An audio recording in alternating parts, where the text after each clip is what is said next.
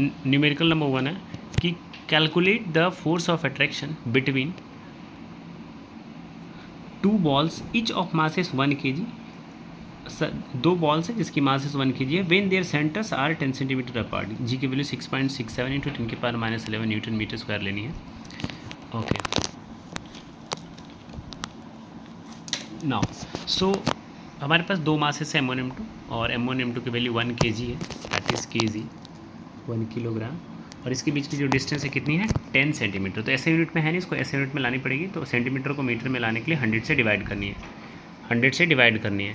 सो 0 0 cancel होगी, 1/10 is 0.1 metre. अब Newton's first law, not first law, from Newton's law of gravitation क्या है हमारे पास formula, universal law of gravitation बोलते हैं इसको, F equals to G m1 m2 r²।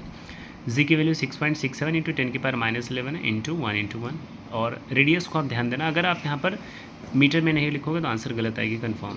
तो 0.1 की स्क्वायर करोगे, 0.1 इंटू 0.1 0.01 हो जाएगी, इसको डिवाइड करोगे डेसिमल से कट करोगे 667 इंटू 10 की पावर -11, ये न्यूटन आंसर्स आ गए। लेकिन अगर आपको एक डिजिट के बाद डेसिमल लगानी है तो इसके आंसर होगी 6.67 इंटू 10 की पावर -9 न्यूटन। नेक्स्ट क्वेश्चन आप देख सकते हो, काफ़ी अच्छी क्वेश्चन न्यूमेरिकल्स है।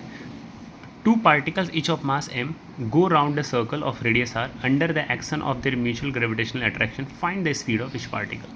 तो यहाँ पर दो कॉन्सेप्ट लगेंगे, एक यूनिवर्सल ऑफ ग्रेविटेशन और एक सेंट्रीपिटल फोर्स mv²/r।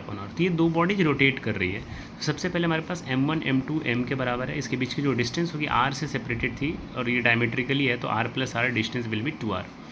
सो मैंने लिखा from Newton's law of gravitation F equals to G m1 m2 upon d²। D क्यों, यहाँ पे r + r है, कन्फ्यूजन है इसलिए d लिख लिया मैंने। तो m1 m2 इज mm, तो m² हो जाएगी और 2r की होल स्क्वायर हो जाएगी तो 4r² हो जाएगी। और इस फोर्स को मैं लिख सकता हूँ F equal to gm² upon 4r², that is equation 1।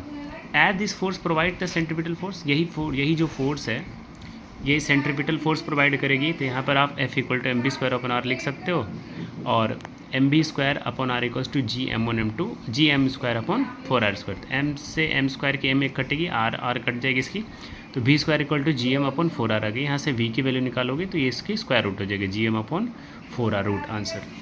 ठीक है, नेक्स्ट